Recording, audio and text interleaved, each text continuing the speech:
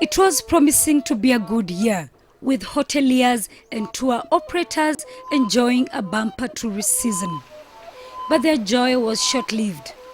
December 27th changed all this. We have more or less lost this season. I would say we have lost about 50% of our projected occupancy during the first quarter. The recent political events have resulted in an exodus of tourists from Kenya. So we have guests who are already here cancelling, and we are also seeing guests who have booked to stay with us also cancelling. It is a multi-billion revenue earner for the country. In 1 week alone, experts say they've lost billions of rands. We normally operate at 4-5 billion per month. That's the amount of money generated by this industry. The first quarter will not be very encouraging. With cancellations of charter flights into the country, most hotels have been left with no option but to close shop. In the meantime, nature plays out in the wild as politicians lock horns in the city, leaving a high tourist season lost in the midst of a political madness. Sarah Kimani, SABC News, Masai Mara, Kenya. A sizable group of supporters of Raila Odinga defied state orders and turned up to show support to their leader, whom they believe won the December 27 elections.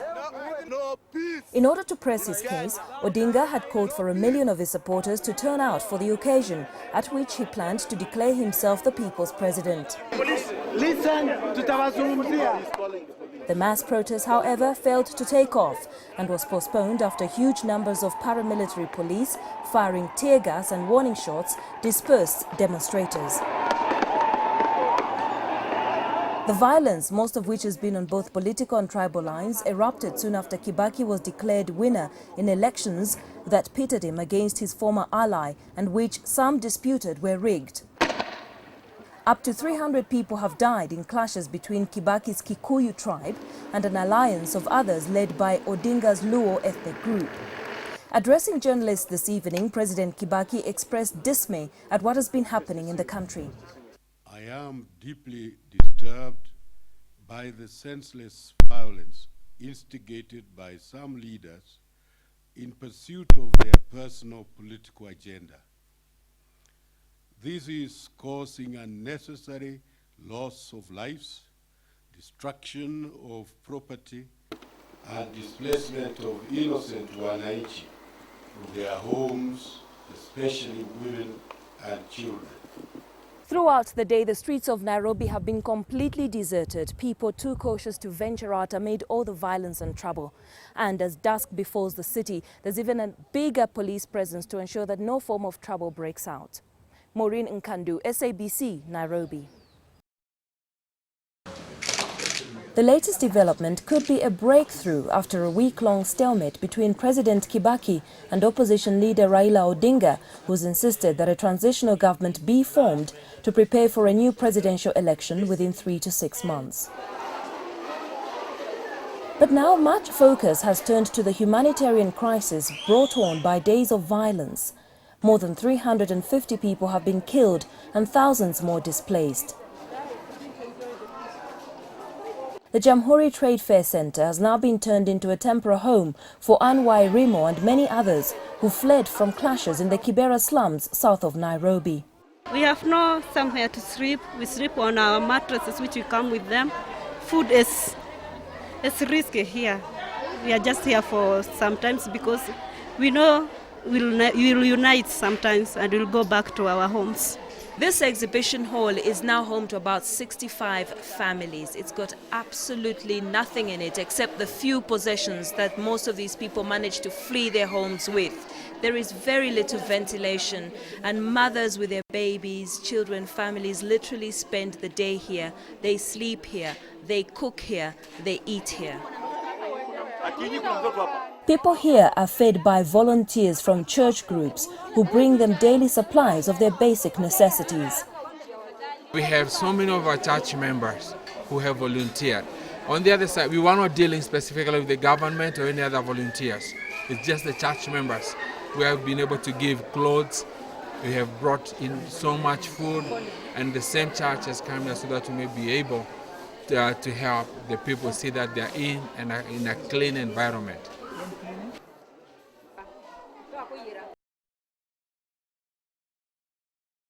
What I want to find out first from you is your reaction to what has been happening in Kenya in the last few days. Well, it has been very sad, very shocking, really horrifying that our country, which is generally very peaceful, would erupt into such killings and destruction. Mrs. Madai, what do you think then could be the immediate solution to this problem? Well, one of the ways is we try to deal with them by rewriting the constitution. And you will remember that this country spent a lot of time and energy and resources, I think, to try to come up with a constitution that was acceptable to as many people as possible. Unfortunately, this did not work. So that the constitution... What was the problem? Why did this constitution fail to get adopted or even get rewritten in the first place? Well, as we were trying to completely rewrite our constitution, many issues emerged that became very difficult to resolve and really made polarized communities along land distribution issues, along religious issues, along what they were calling historical injustices issues, which is largely the land. And as a result, people did not agree. There was also an issue on how do you distribute power? Do we devolve power? Is it true that some communities feel peripheral in the system of governance that we have put in place? Or should we devolve power and also devolve resources so that as many people as possible in this country feel that they are also benefiting from the resources of this country? So I personally would suggest that if they were willing to come together and form a government, a transition government, or a government that in which they share power. A coalition government you think would work for Kenya yes. this time? But how practical is it? Could it really work? I know the constitution does not allow at the moment, but fortunately for us, we have our members of parliament in place. So the president can call parliament and a constitutional arrangement can be made so that there is a proper constitutional sharing of power between the two. Now, Mrs. Madari, you are a very respected and well-recognized personality. You won the Nobel Prize. Have you, in the last few days, spoken to the leading politicians in this country to try and advise them on what to do to bring back peace to Kenya? Well, I must say that I started talking about this particular issue that we are dealing with here 5 years ago, in the year 2003, when we first formed the government. There was a major issue. We had come together as a coalition, and we had a memorandum of understanding. And the first mistake we made was to dishonor that memorandum of understanding. And I spoke against dishonoring. I said that it was very, very important for us to honor that memorandum of understanding. I wasn't a Nobel laureate at that time, but I knew that this was justice. This would be unfair to do just because we had now gone into government. People have been trying to trivialize the feelings of the other group. And why didn't they listen to you? Because you're a woman? Well, I'm not sure whether it is because I'm a woman or it's because that maybe we just have this culture of trivializing the feelings of other people. Even at this time, I'm wondering, why is it that as politicians, these two parties, President Kibaki and Raila Odinga and his team of the Pentagon, as they are calling themselves, cannot sit down and talk? Have you spoken to either of the two leaders, President Mwai Kibaki and Raila Odinga, and given them your suggestions about how you feel that this difficult situation can be sorted out? It is not always easy to go and talk to them because they have taken certain positions and they want to say, this is my position, these are my conditions, and unless you can make the other person meet my conditions, we are not going to talk. Well, you know, ironically, the two parties actually came together in the year 2002 and agreed to go into a coalition government, except that the constitution did not allow, and so it was a gentleman's agreement that once we won the elections, we would form a coalition government in which Odiga would be made a prime minister. That was some of the arrangements that had been made, and we had suggested that within 100 days we would have a constitution that would allow this kind of power sharing. Unfortunately, as I said earlier, this memorandum was not honored, which is the genesis for the current problem. Downtown Mombasa, the bustling metropolitan coastal city, has a population of over 1 million people. It's an important economic player in East Africa, and year 2, election violence is taking its toll on the people and the economy. Mombasa is Kenya's second busiest town. 60% of the country's foreign exchange comes from this city, with port activities and tourism accounting for the majority of it. And a few kilometers away, this is the scenic scene. Beautiful beaches, but with hardly any people. It's supposed to be high season here, and the industry is already losing around 80 million rand a week. Elias Kitonga has been trading in the area for more than 20 years. The money earned here from trading, he supports his family of 8. He says the recent political violence and current instability in the country is impacting on his livelihood. It has become something too bad for us.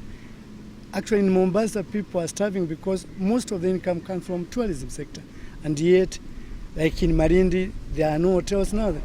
Thousands are set to lose their jobs in the tourism industry if the current situation continues. Tourism is the biggest earner in the region, and many people here work in the industry.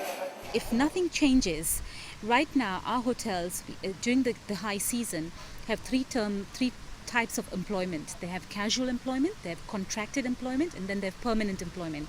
Our casual employees have been sent home. Our contracted employees are slowly going home. That leaves just the permanent employees, and that too is again a wait and watch game. If things don't improve, then too will have to go home. So you're looking at about 20,000 job losses. Mombasa Port is the biggest port in East Africa, and most imports of commodities and petrol come through here. Neighboring countries also rely on the port for their imports. Last week, prices of some commodities doubled in neighboring Uganda and Rwanda. And with further calls by the opposition for nationwide protests and international sanctions, Mombasa business is expecting a bleak start to the year. Crystal Audison, SABC News, Mombasa. At the Masai Mara Game Reserve in Kenya, a pride of lion finds itself outsmarted by buffaloes. As they make a quick rush for their dear lives, tourists click their cameras. No one wants to miss this once-in-a-lifetime picture. It is this uninterrupted beauty that draws thousands of tourists to Kenya every year. This year was no different. Then came December 27th, and Kenya was on fire. Large-scale exodus of tourists followed, leaving industry players counting massive losses. So we have guests who are already here cancelling, and we are also seeing guests who have booked to stay with us also cancelling. The ripple effect, hotels have been closed, and now workers are staring potential job losses in the face. We've laid off already contractual staff. We are even considering bigger measures in terms of cost cutting. Maybe people are considering half pay or low pay or even redundancies or retrenchment in the long run. We have more or less lost this season. I would say we have lost about 50% of our projected occupancy during the first quarter. All eyes are once again on the two men, President Mwai Kibaki and opposition leader Raila Odinga, to come to the industry's rescue. Depending on how the top powers that may be are talking, if they reach into a compromise that early, then there is likelihood that this will come to a stop. But experts are warning that things are not just as easy as a handshake. The country's image has been dented, and it could take years before the industry can recover. We normally operate at 4-5 billion per month. That's the amount of money generated by this industry. The first quarter will not be very encouraging. And as the sun goes down the sky, marking the end of yet another day, politicians continue to lock horns in the city, leaving a high tourist season and millions of dollars lost in the midst of political madness. Sarah Kimani, SABC News, Masai Mara, Kenya.